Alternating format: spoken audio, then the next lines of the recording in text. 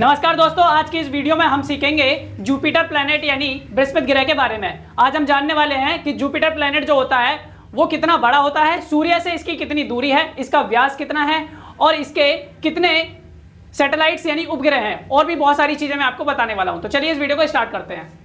पहली चीज यहाँ पर ये क्या है, जुपिटर जो है एक प्लैनेट है। प्लैनेट मतलब ग्रह है। अब ग्रह क्या होता है? ग्रह वो होता है जो सूर्य के चारों ओर एक निश्चित कक्षा में चक्कर लगाता है एक आकर्षण बल के कारण।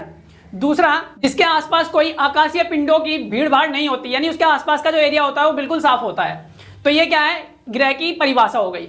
दूसरी चीज, अब हम यहाँ पर जुपिटर प्लैनेट के बारे में देखते हैं। जुपिटर प्लैनेट जो है आकार में सबसे बड़ा है। हमारे सौर मंडल यानी हमारे सोलर सिस्टम का, हमारे सौर मंडल में 8 ग्रह हैं, 8 प्लैनेट्स हैं। इसमें से सबसे बड़ा जो है वो कौन है? ये बृहस्पति ग्रह ही है, जुपिटर प्लैनेट है। तीसरा, ये सूर्य से 5वां ग्रह है, यानी दूरी के हिसाब से देखा जाए पहला, दूसरा, तीसरा, चौथा, तो सूर्य से दूरी के हिसाब से ये 5वां ग्रह है। चौथा, अपनी धुरी पर ये चक्कर लगाता है कितनी देर में? 10 घंटे। कितना समय लगता है? अपनी धुरी का मतलब है जैसे कि ये अपनी धुरी पे ऐसे घूम रहा है, तो ये अपनी धुरी पे हो गया। अपनी धुरी पे जो ये चक्कर लगा रहा है, घूम रहा है, इसको 10 घंटे लगते हैं। सबसे कम समय लगता है पूरे सौर मंडल में। ये एक ऐसा ग्रह है जिसको सबसे कम समय लगता है अपनी धुरी पर घूमने पर। मैं सूर्य का चक्कर लगाने की बात नहीं कर रहा हूं। सूर्य का चक्कर लगाने में सबसे कम समय लगता है, नहीं, वो बुध ग्रह है, इसको अपनी दूरी पर घूमने में 10 घंटे लगते हैं। नेक्स्ट पॉइंट है हमारा सूर्य की परिक्रमा, यानी ये सूर्य की परिक्रमा यानी सूर्य के जो चक्कर लगा रहा है वो कितने समय में लगाता है? तो इसको 12 साल लगते हैं। हमारी पृथ्वी को कितने साल लगते हैं? 365 दिन, यानी 1 साल लगता है पूरा सूरज का चक्कर लगाने में, लेकिन इसको कितना समय लग जाता है? 12 साल। क्यों? क्योंकि ये सूर्य से बहुत दूर है। ये सूर्य से दूर होने के कारण इसको समय भी ज्यादा लगता है सूर्य का चक्कर लगाने में। आगे द्रव्यमान इसका कितना है? द्रव्यमान मतलब मास। द्रव्यमान क्या होता है, मास क्या होता है, इसको भी थोड़ा सा सुन लो। जितनी उसके अंदर क्वांटिटी होती है वो उसका द्रव्यमान होता है, मास होता है। जैसे कि मैंने कहा ये मार्कर है, तो इसका द्रव्यमान यानी मास कितना है? जो भी इसके अंदर क्वांटिटी है, जो भी इसके अंदर है, ये जो जितना भी है यही इसका मास है। तो ऐसे ही हमारा जो जुपिटर है, बृहस्पति ग्रह है, इसका जो मास है, द्रव्यमान है, वो कितना है? सूर्य के द्रव्यमान का लगभग 1000वां भाग। सूर्य के द्रव्यमान का जितना सूर्य का द्रव्यमान है उसका 1000वां भाग है इसका द्रव्यमान। नेक्स्ट पॉइंट है, ये किसका बना हुआ है? जो बृहस्पति ग्रह है वो किसका बना हुआ है? जैसे हमारी पृथ्वी बनी हुई है, ठीक, ऐसे ही और प्लैनेट्स हैं वो भी बने हुए हैं। किस चीज के बने हुए हैं? तो ये जो बृहस्पति ग्रह है वो गैस का बना हुआ है। और मुख्य रूप से कौन सी गैस पाई जाती है? हाइड्रोजन H2 और हीलियम।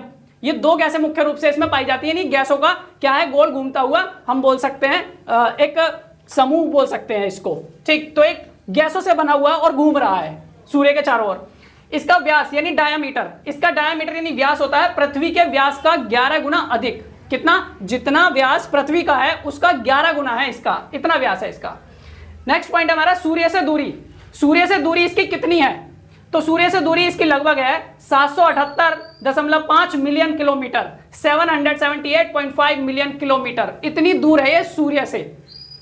नेक्स्ट पॉइंट है हमारा उपग्रह यानी सैटेलाइट्स। जैसे हमारी पृथ्वी है, हमारी पृथ्वी का एक उपग्रह है चंद्रमा, तो इसके कितने उपग्रह हैं, कितने सैटेलाइट्स हैं? तो अब तक जो ज्ञात हैं, जो साइंटिस्ट ने बताए हैं, खगोलविद जो है उन्होंने बताए हैं, तो उन्होंने बताया अब तक कितने प्लैनेट्स इसके बताए गए हैं? 95 इसके सैटेलाइट्स हैं, उपग्रह।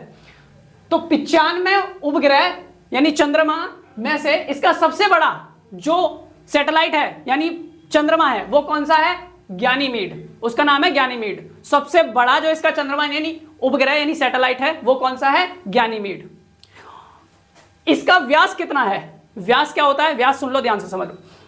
एक पॉइंट से दूसरे पॉइंट तक की दूरी केंद्र से होते हुए जो जाती है वो इसका व्यास, किसी भी चीज का व्यास कहलाएगा। जो गोल है, जैसे सर्कल हो गया या फिर कोई गोल चीज हो गई, तो उसका व्यास क्या है? एक पॉइंट से लेके दूसरे पॉइंट तक। जैसे कि मैं आपको ये समझाऊं, ये है, तो यहां से लेके यहां तक की दूरी, ये क्या है? व्यास हो गया। ऐसे ही जो इसका व्यास होगा वो कितना होगा? डायमीटर होगा, कितना होगा? 1,40,000 किलोमीटर है, 1,40,000 किलोमीटर। नेक्स्ट पॉइंट है इसका द ग्रेट रेड स्पॉट। ये क्या है? द ग्रेट रेड स्पॉट, ये एक तूफान है जो कि बृहस्पति ग्रह पर कितने सालों से चल रहा है? सैकड़ों सालों से चल रहा है।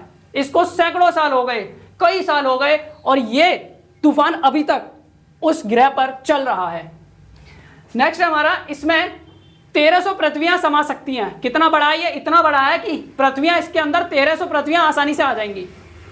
और लास्ट पॉइंट है हमारा, यह एक बृहस्पति है या बाह्य ग्रह के नाम से भी जाना जाता है। क्यों?